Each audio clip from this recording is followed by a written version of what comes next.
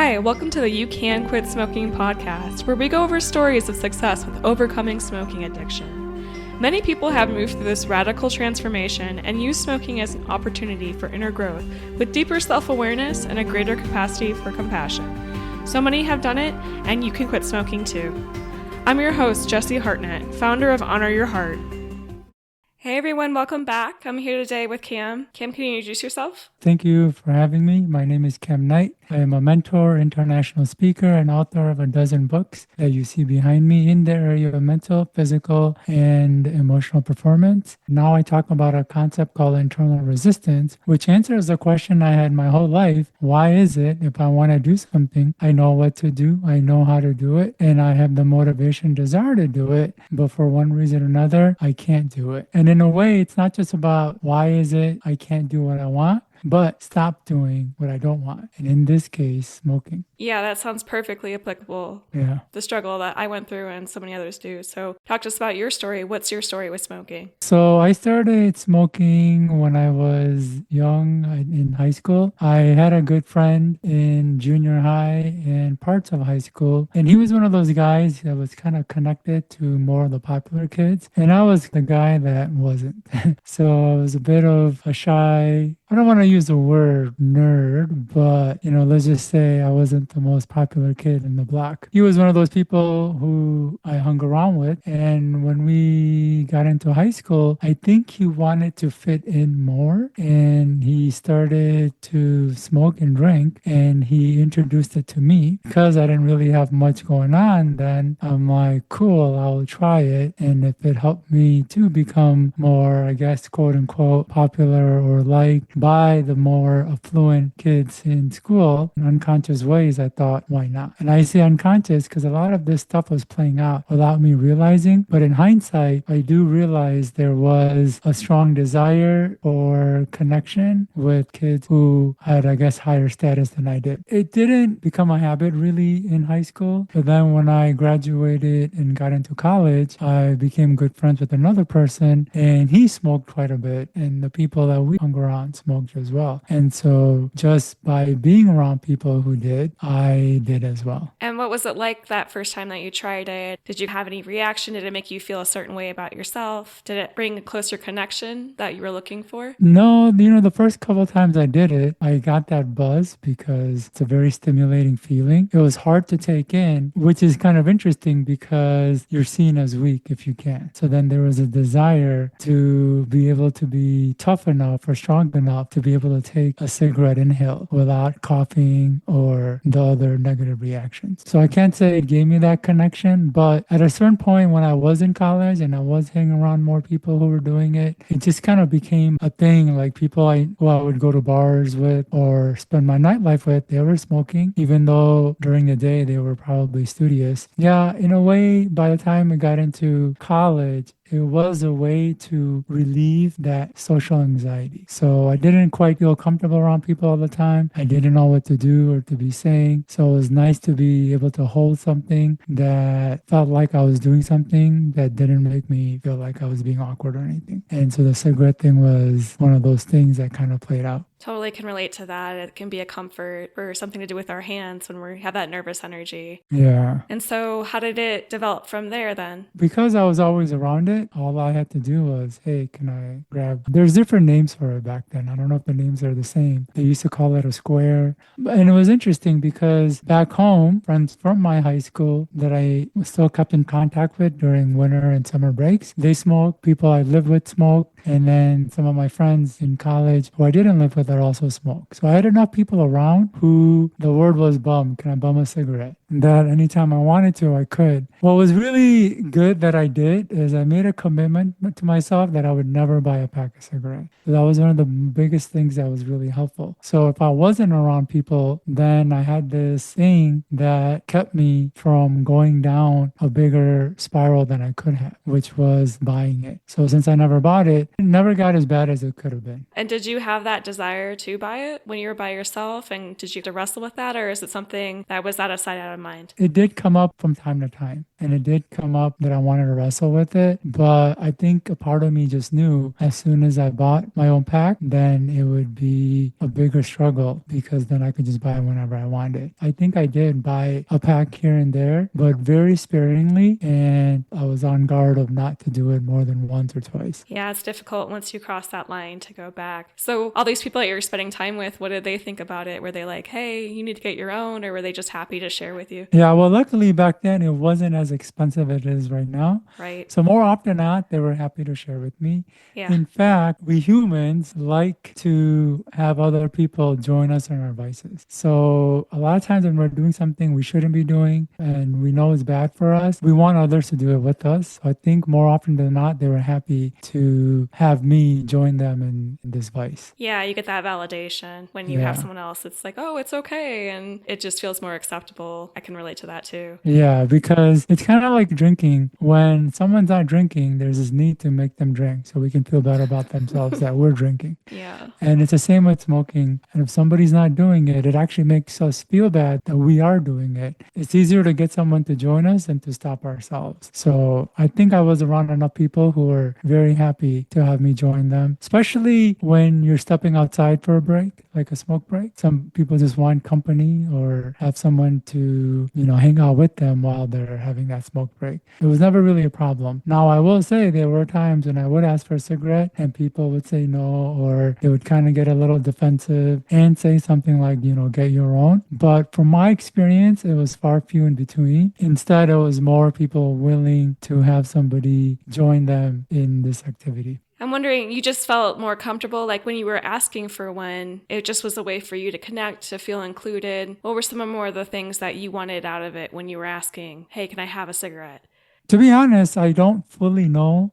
Right. And the reason I say that is because our unconscious works in very interesting and oftentimes cryptic ways. So there's many reasons that could have triggered the desire for it. All I know is that the desire would be triggered, I would ask for it, and I found myself doing it. It didn't lead to something that could have been much worse. I was probably doing it about 3 to 5 times a day.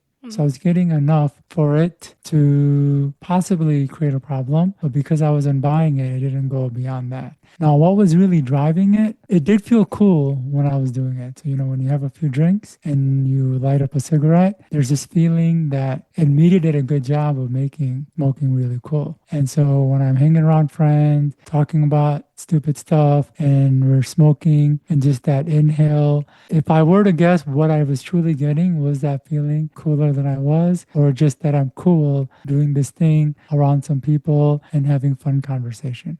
And there can be a power to it sometimes as well, where you kind of feel like you have control over the way you're seen or the way you feel. Now that you said that, it did feel nice of how I was seeing. And I think when I would smoke in a way where if somebody saw me, they would see like, oh, wow, that's a cool kid, or that's a cool guy, or look at the way he's smoking. And I know I had a little bit of that going on. So yeah. So what changed then with smoking? It wasn't something I fully enjoyed, and I went back and forth quite a bit. I knew it was something I wanted to stop, so I would be able to stop for short periods, and then I would start up again. And then if I was around people, or if I had a rough day at work, or I was around a gathering in the evenings where everyone was just smoking, it would be a nice way to just do something, maybe without having to feel like I'm talking, or as a break from all the socializing, just kind of step away and smoke, or just step outside and smoke. But now as I am talking and thinking, and my brain is triggering memories of all the times I did it and all the people I was around when I was doing it, and in the moments that I actually did light up, it was to kind of just feel a little bit cooler and a little bit more in control of the situation. Again, it wasn't something I enjoyed. I knew it was not healthy, and I did want to stop. And I would go through these spurts where I would stop and then start up again, and then I would stop and I start up again. And I remember how that pattern worked, because as soon as I started up with one, my brain is like, well, you've just done one, so why don't you just enjoy the rest of the night? And then I would enjoy it for the rest of the night. And the next day is like, well, you did it one time, why don't you just do it for the weekend? And then it kind of led back into a pattern again. So although I would stop, my mind had a really great way of saying, one time is not going to be bad. Just do it and it'll be a cool connection or whatever. my mind would use that one to lead me to another. And then for that night, and then for the weekend. And then after that, it became a pattern again that required stopping. And this is actually a good time to bring up a concept that I call the tricks of resistance. And the concept is when our brain wants to stop us from doing something or wants us to continue doing something, it's very deceptive and sneaky in how it does it. So when I talk about resistance, I talk a lot about it in respect of productivity and doing more. So a lot of people want to take more action, but they find themselves not being able to. And when they're not able to, the brain doesn't go, hey, Jesse, this thing that you're trying to do, well, it goes against our beliefs, so I can't let you do it. That's not what happens. The inaction shows up in sneaky ways. One thing the brain will do, it'll have us put off the task, activity, or goal for later. So a desire will come up or a need to take action on something will come up, and then we'll go, oh, we'll do it later, or we'll do it tomorrow, or we'll do it this weekend, or we'll do it next week. And then when the later or the tomorrow or the next arrives, we keep pushing it off. And so the opposite happens when it's something that we're trying to stop. And the trick is it'll say, oh, one more won't hurt. Or after this one, we'll stop. Or we've just done one, why not just enjoy it for the rest of the day? And then after we'll stop. And as long as it presents that carrot to go for one more or one more time, it'll just keep leading us with more carrots. And every time we do the one more, we actually think we'll stop the next time. Or when we tell ourselves later, we actually think we'll do it later. But it's very sneaky how just a few laters or a few one more can lead down to weeks, months, and even years of either not doing what we want or continuing to do something we want to stop. I hope that makes sense. Absolutely. I want to talk more about why you think that the mind does that. If our brain is going to keep us in a pattern or has decided, hey, this is a pattern to continue, then it'll keep moving us forward in that direction. I guess the deeper answer is, at least as it relates to wanting to do more things, anytime we have a desire, that desire gets evaluated by a part of the brain that I call resistance. And it evaluates a desire using a whole host of criteria. And if the desire is not in line with any of the criteria, it will prevent action. So now what are some of these criteria? They include things like beliefs, our habits. Will it make us go out of our comfort zone? Is our self-image and identity in line with it? Or will it damage our self-identity or image? It goes deeper to things like core needs and authority issues and things of that nature. And we can use the same criteria as for the things that it keeps wanting us to do that are destructive. So when we look at smoking for a habit, we might have identified as somebody who smokes. So now it's become an identity. And if it's an identity, our brain is designed to keep us operating within the identities that we have formed and accepted, even if it's unhealthy. So if a person has an identity that, well, I'm a smoker, then it's going to be hard for them to quit. So if they do want to quit or stop, then these tricks start coming up to make sure that we don't quit and stop. But there's a really interesting criteria that doesn't get a lot of attention, and it relates to authority issues. So authority issues relate to our unconsciously held attitudes toward authority figures such as parents, teachers, principals, priests, police officers, and even personal development mentors and coaches like ourselves. So I'm going to extend the definition to anyone who tells you or makes you feel obligated to do something. And to illustrate what I mean, I'm going to share a really quick and powerful story. I had a friend whose parents always nagged and pestered him about cleaning his room. They nagged and pestered him so much that he became spiteful towards them and unknowingly carried that spite for decades. As a result, he lived a messy life simply out of spite. He didn't know why until he saw a therapist that his messy lifestyle was triggered by his parents from 20 years ago. The resistance was unconscious. He didn't know why he couldn't stay clean or organized no matter how hard he tried. So if we're growing up around people who are constantly telling us what to do, what not to do, and how to do it and how not to do it, at a certain point, the brain gets fed up and doesn't want to listen to or do anything anyone says. Now, even if we grow up and want to do those things, or it's going to be helpful to do those things, the authority issue response kicks in and prevents us from doing it. And what's really interesting is that our authority issues, they can last a long time. We can go years or decades resisting an authority, and as a result, not do anything anyone's ever said or take any advice they've ever given. We can hold resentment to our grave. And what that means is that this may be the reason why some people had difficulty studying, because all the teachers telling them to study. This is also the reason why some people have a challenge or resistance to being on time, because someone was always on their case about being timely. And this is also why some people have a hard time with diet and exercise because an overbearing mother or father wanted it so bad for them. So this is why someone could have resistance to doing something.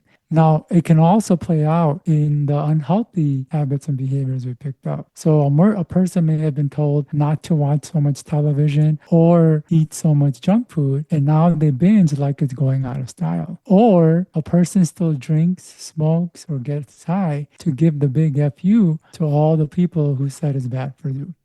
So a lot of times our behaviors like cigarette smoking come as an authority issue response. We were told not to do it, and because we got fed up by our parents or teachers or whoever always telling us what to do, now we do these things just to spite them. And what's really interesting about the authority issue response is oftentimes we don't even choose it. Just like a lot of our reasons for resistance is chosen by our unconscious, and we find ourselves playing it out. So in many ways, many of us are doing or not doing what we're doing, not because we want to do or not do them, but as a response to people that we grew up with telling us what to do. So a lot of times the actions we're taking, the life we're living, it's not because we want to, but in response to going against the advice that we receive. And what's really fascinating is that our authority issues hurt no one else but ourselves. When we don't listen to the teacher, it doesn't hurt her grades, it hurts ours. When we don't listen to our parents, it doesn't necessarily affect their health, it affects ours. And so when we look at a behavior like cigarette smoking, we're doing it, it's affecting us in negative ways, and we're trying to hurt the other person by not listening to them, but it's actually hurting ourselves, which is kind of really interesting. But there is a deeper reason why we would continue to do something destructive like cigarette smoking beyond authority issues, and that has to do with connection and the pain of loneliness. So I help people work through resistance, and I develop a technique that can help break the barrier between our conscious and unconscious, and I take people into their unconscious to do the work and work through the resistance at the unconscious level. And if I take people deep enough, inevitably we hit this part where what they're really desiring is attention, affection, and approval, or to be seen, to be known, to matter, and so on. Now, underneath that is loneliness. So that's really the core of the human experience. It's kind of hard to imagine, but we humans at our very core have intense amounts of loneliness. And that's because we humans are pack animals. We evolved to live and survive in a pack. As a result, we developed various characteristics to make sure that we stay and stick within a pack. And one of those characteristics is a pain of loneliness that's constantly driving us to be around other people. And we all have it, especially when we're young. We're desiring connection and contact and to be understood and things of that nature. Now, if we are growing up and we don't really receive that from our parents, we seek that from peers. And if we're not seeking that from healthy peers, we seek it from anywhere we can get it. And so our brain will compromise our beliefs, the values, and even our health to make sure that we are connected to other people. And so if things like drinking and smoking makes us feel good enough to be around others, or is what's needed to be around others, our brain will pull us in that direction. Even if we want to quit, the tricks will start coming up that will prevent us from quitting, to make sure that we stay in this habit, to ensure that we are going to have people around us. In fact, a lot of people don't know this, but loneliness and isolation is like smoking 15 cigarettes a day. The health effect of isolation is really detrimental on the body. And on an unconscious level, the brain knows that. So if it knows if loneliness and isolation are that unhealthy, then it's very willing to pick up the habit of smoking as long as it can feel like it connects us and keeps us around people. And advertisers know this. Like, they've done a really good job of making cigarette smoking a cool and social thing, which is why so many people are drawn to it and they have a hard time quitting. It's not just the physical addiction, there's something deeper going on. Before we get back to the rest of the story, I want to speak to the pregnant moms listening. If you are navigating the stress of pregnancy while trying to stay smoke-free, please know you don't have to do it alone. I created the Heart Within sponsorship as a completely free, safe space for you to find emotional resources and community support. You can join us today by visiting honoryourheart.net. Now, let's get back to today's show.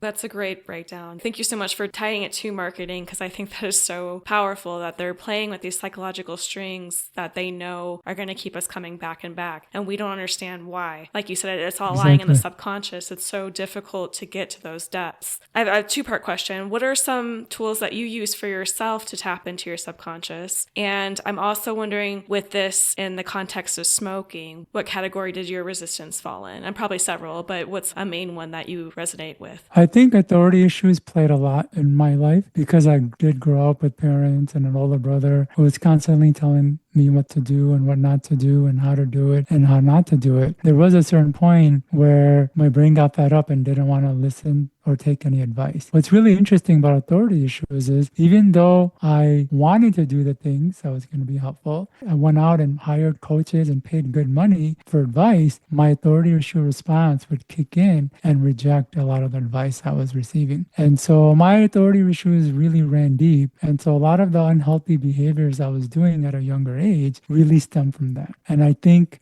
this is much more common than we realize. I think a lot of people who are doing things that are not healthy for them and they know that it's stemming from authority issues in a lot of ways. And speaking of advertisements and media also understand authority issues and they get people to start things and stay with them by using that authority issue response. And it's actually driven into a lot of products that are advertised to teens and young adults. They really play into that about being different, not listening to our parents or being fed up with what we're told to do and doing things on our own. And so then the media reinforces a lot of the things that we're feeling. And because it's reinforcing it, it validates a lot of what we're doing. It becomes even harder to break these things because now the media is validating it. Yeah, so the authority issues played into it. I do think the loneliness piece played into it because as I was growing up, I did have a strong need for connection. And my parents were physically around, but not mentally or emotionally. They were quite distant. There was nothing I could really get from them or even have any sort of conversations. My home wasn't really even a safe place to be most of the time. So I was out and about. And I did hang around with some friends, but I don't know, for some reason I was seeking a higher level of connection, like trying to be with the cool kids. So that really drew me into that. And as a result, I just had these desires to do what they were doing or to do destructive things because I thought it would get me more attention and to be more liked. So those things played into it quite a bit. And luckily, my identity didn't get tied into being a smoker. I think if it did, that's what would have led me to probably start buying cigarettes. But because it didn't, I think there was a barrier I was able to maintain that kept me from going too down into the rabbit hole of this habit. Another behavior that keeps people in habits and patterns, especially if they don't want to, is they're just around people who are doing it.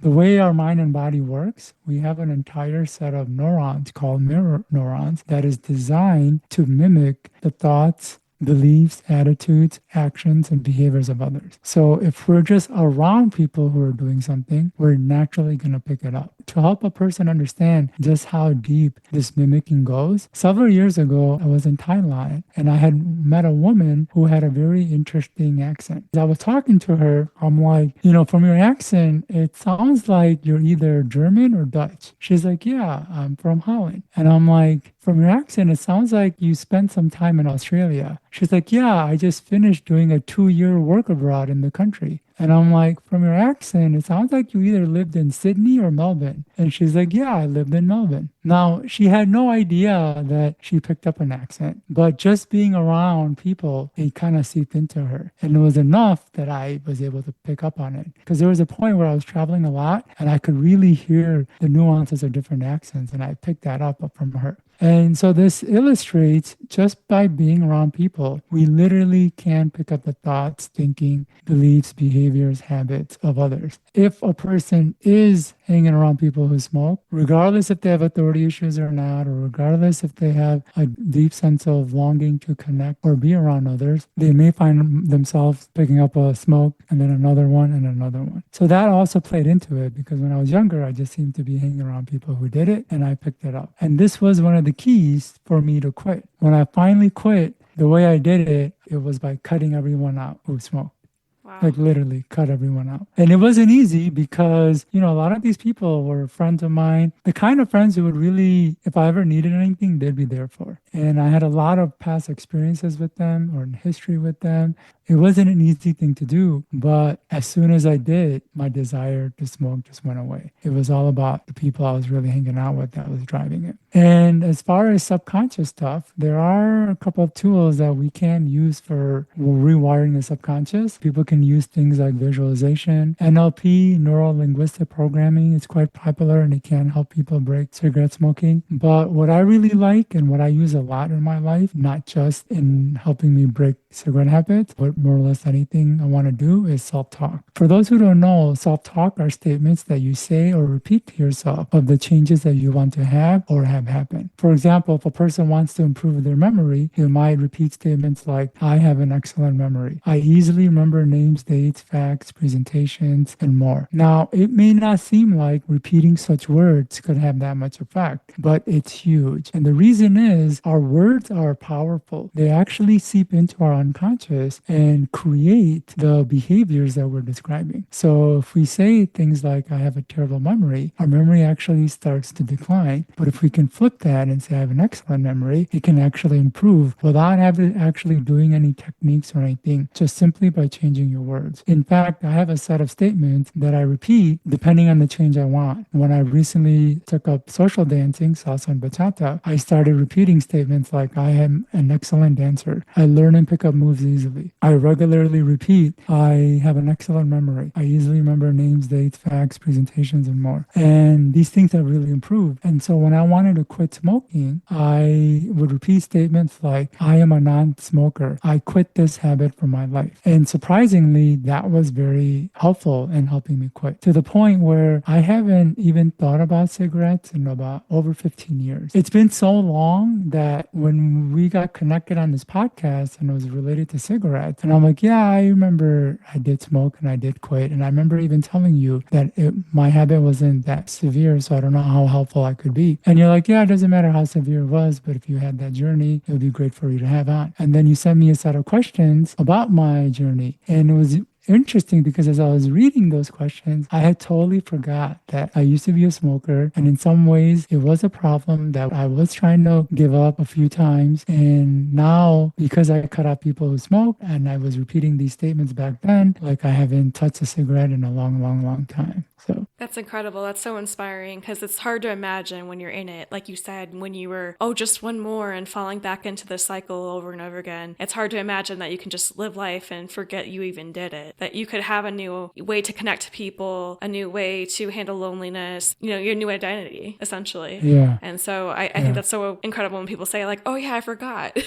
Because Yeah. it's really tough to imagine when you're in it that you can have a whole different life if you can get through the other side. I do want to add that the key, even now, is that I don't allow anyone who smokes even near me or in my life. So if I am maybe in a place and somebody fires up a vape or cigarette, I'll actually ask them, I'm like, hey, I'm really sensitive to smoke. And most of the time they get it and they either put it out or put it away. So one thing that really has kept me still in this resolve is making sure that I haven't allowed people who do smoke into my life. And this is not just a smoking topic, but this is something that can be used in whatever habits that we want to create or remove. It's removing the people who are doing it and only allowing people that have the habits and behaviors that you want to absorb. In fact, I have a saying, if you can control the people that you allow into your life, the rest becomes easy. And it's very true. Even the big personal development experts talk about that. They say one of the keys to success is to hang around the types of people who have the success you want. And on the surface, you might not think how that could be so helpful or useful, but you just have to do it and you'll just see how magically things just shift and how you start thinking differently and behaving differently almost instantly when you're just surrounded by the people who have the habits and the behaviors and even the skills that you're trying to implement. That leads me down another path. I'm thinking I want to play devil's advocate here a little bit. Sure. And you're saying before that people enjoy having company with their vices. And because if they don't, then they have to kind of face, is this habit acceptable? Is this something I want to be doing? It makes people uncomfortable to do that. But I'm just kind of wondering if the mirror neurons this work an opposite direction? If a smoker is surrounded by people that don't smoke, are they inclined to not smoke? And are they able to sit more with this habit, being in isolation from this habit, and their need for companionship and for connection actually would drive them to put it down? I would almost guarantee that that's the case too. Yeah. Now, it would also depend on what's going on for that smoker internally. If that smoker does have a lot of authority issues, where they're like, I don't want to do the things I was told, which were healthy, then it would depend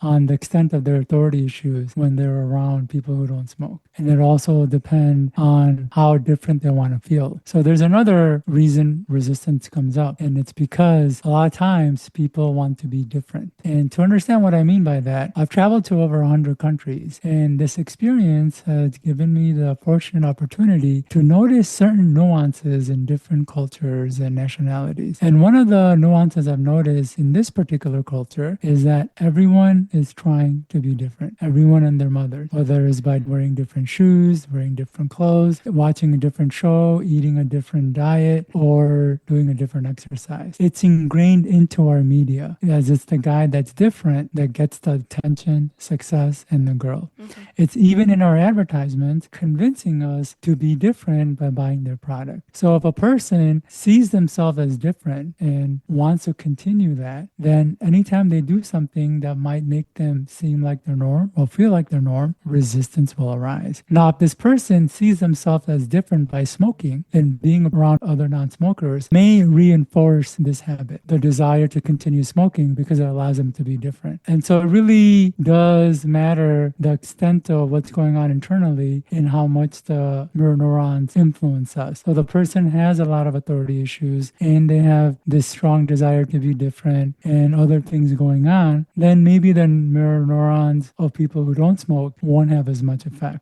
But if it's not too strong, I do believe that it can have a really positive shift for a person who is a smoker if they hang around with non-smokers. It's almost obvious. I would bet that that person smokes considerably less, because if everyone's saying, hey, I don't smoke, and you're not smoke here, they're going to have less time to smoke. And if they are concerned about what those people are thinking of them, or that person is conscious about not smoking around them, then they're going to have less desires overall. And I could see it actually, at the very least, reducing the amount they smoke. Yeah, it really is a complex issue and so individualized. And I'm glad that you gave some tools for rewiring those subconscious patterns. Self-talk was a big part of my quitting journey as well. But I'm wondering, where does someone start if they're not even sure where the resistance is? They're not even having that awareness. How do they start tapping into that inner world? Yeah, the inner world is pretty complex, which is why a lot of people don't go there. And so there is a lot of causes of resistance. And it's not something that one can intuitively come to understand, because if you didn't understand authority issues, you couldn't use common sense to come up with, oh, it's because of authority issues that I'm doing something or not doing something. Like, you kind of have to learn about authority issues. If a person didn't have experience traveling to another country and then have the awareness to see the nuance of this culture wanting to be different, one may not pick up that a lot of what they're doing, it is because that they're different. So this stuff kind of goes deep, and it's not always easy to hone in on. But one of the most important things is understanding the tricks of resistance.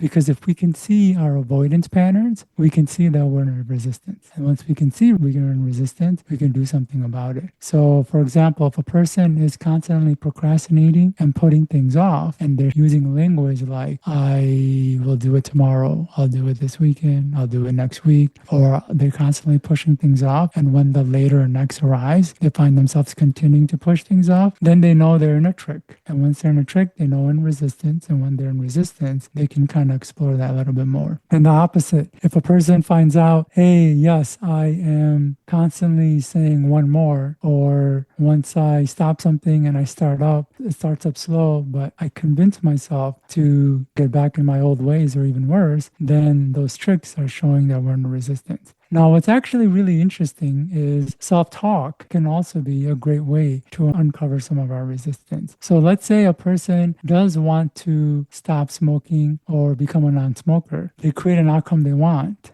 So I'm a non-smoker. I quit this habit for my life. And as they repeat that statement, their mind initially will retort back. And it'll say things like, no, you're not, or no, trigger memories of all the times they had done that behavior, like they were smoking, or they'll trigger thoughts and feelings of why they need to smoke and why it'll be hard to break. All of those responses is the data you need for your resistance. So if you say I'm a non-smoker and your brain says, no, you're not, well, that's your identity. Like it's saying, yes, I have the identity of a smoker. And then as you keep saying it, I'm a non-smoker, I quit this habit for my life, and it triggers up uncomfortable feelings like maybe you'll be in a social situation, then what will you do then? Then you know some of your resistance is because you'll feel uncomfortable if you're not smoking in a social situation. So that's a part of your resistance. If your mind triggers thoughts and feelings of what will people think if you quit, then some of your resistance is that you're worried about the judgments of other people, and that you're worried that they might not like you if you quit. So there is a desire to smoke to be liked and to be connected and to not work through loneliness. So we can get a lot of data just by repeating the self-talk. There's actually three parts. One is it's really not easy to identify what's going on internally because the brain is so complex. We have to do a lot of inner work. But one of the easier ways is to notice the tricks that we fall into. And if we can notice that we're falling into a trick of resistance, we can know we're in a resistance. But to really get some more direct answers, create a set of self-talk statements that describe the change that you want, and to repeat that statement regularly and notice how your mind retorts or kind of reacts to it. And a lot of those reactions will give you a lot of data about your resistance. I hope that helps. Yes. Like I said, it just outlines my own personal experience perfectly. It wasn't until I started moving towards something that I could see what was really going on beneath the surface. You've had so much throughout this whole episode, but someone that's in it, they're struggling. Maybe they're like you. Maybe they keep going back for one more and getting caught in this wheel where they're coming back again and again. What word of advice would you give them?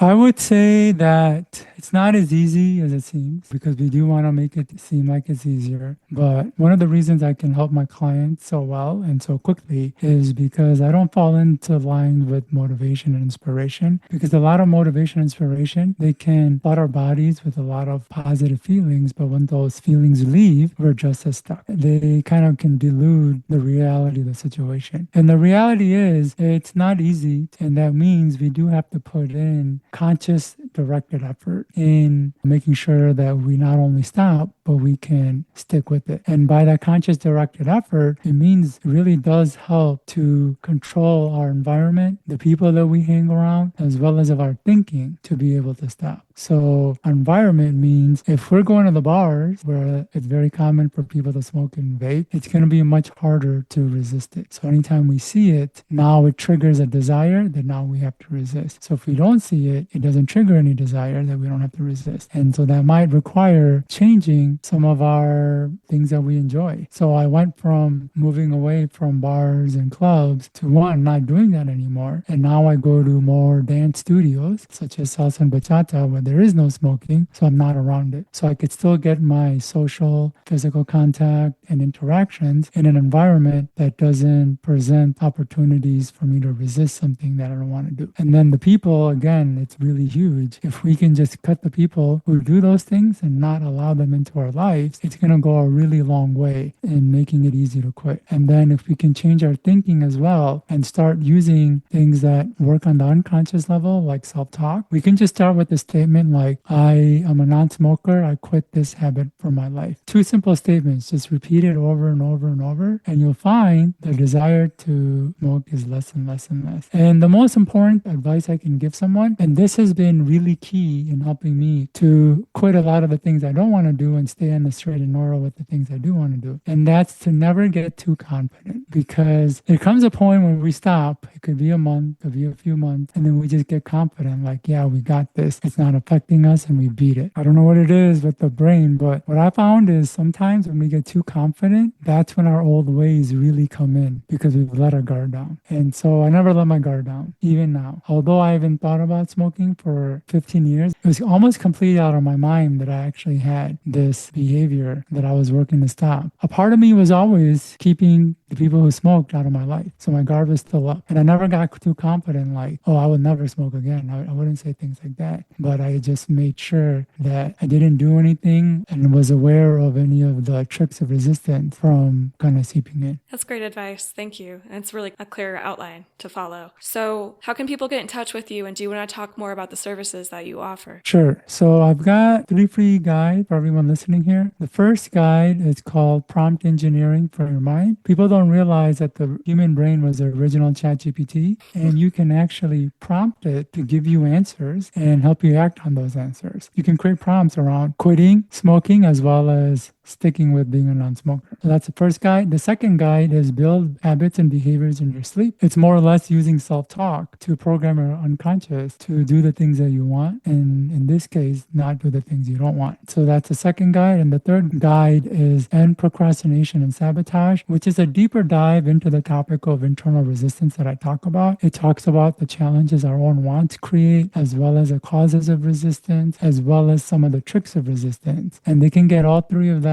for free at kamknight.com. And I have a course on internal resistance called Conquer Internal Resistance, and they can get that from my website. And I do one-on-one work. As I mentioned, I developed a way to break through the barrier between the conscious and unconscious, so I could take people into their unconscious and work through their challenges and resistance, and even behaviors that they want to stop, like smoking. It's very amazing how quick it can work. Like just a few sessions, and people can have some very transformative shifts, and they can reach me at mentor@kamknight.com. Well, that's much needed work and is very helpful to quit smoking. I see it to quit in a lasting way. You have to untangle what's going on there instead of just relying on willpower. It doesn't work for so many of us. So many of us keep going back and back and back. And so to get to that core resistance is everything. So thank you for that work. Yeah, no problem. Yeah, I don't try to rely too much on willpower and discipline. It feels like it works, and the progress can be very short-lived. It's really important to work on the unconscious, because if you don't change what's going on the unconscious, then you're constantly fighting with your old ways. But when you can change what's going on in your unconscious, 1, the fight goes away, so it's easier. And 2, you can program it to support the behaviors that you want, so it's much easier to do the thing. And that's really the way that I found to create easier and more lasting change. Yeah, and step into your own power so you're not being pushed around by these advertisements. You understand yourself. There's nothing more empowering than that. So thank you so much for coming on, sharing your story, sharing your knowledge. Really appreciate your time. Thank you so much. Yeah, you're welcome. Thank you very much. Take care, everyone. See you next week. Before we go, if you are a pregnant mom who is currently struggling with smoking, I want you to know about a completely free, supportive resource I created just for you, the Heart Within Sponsorship. This community is the safe space to navigate the stress of pregnancy while maintaining a smoke-free journey. It offers emotional resources and connects you with other moms who understand what you've been going through. You don't have to do this alone. Find out more and join this free community today at honoryourheart.net. I'll see you in the next episode.